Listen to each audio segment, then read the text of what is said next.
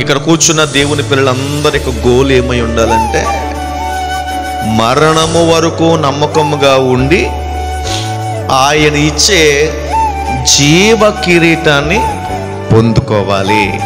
ఇదే దేవుని పిల్లల యొక్క అసలైన టార్గెట్.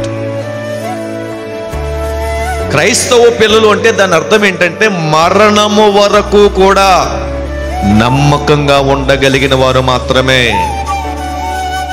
నమ్మిన వారిని మోసం చేసేవాళ్ళు నమ్మకస్తులు కాదు.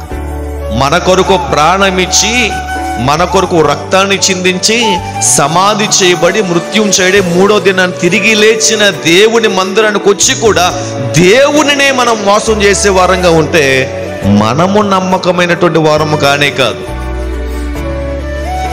వాక్యము చాలా స్పష్టంగా చెప్పిన మాట, 10 దినములు మీకేం కలుగుతుంది? శ్రమ కలుగుతుంది. ఈరోజు దేవుని పిల్లలుగా శ్రమ కలగట్లేదు అంటే ఖచ్చితంగా మనం దేవుని యొక్క సమ్ముఖంలో ఉన్నవారు కాదని అర్థం.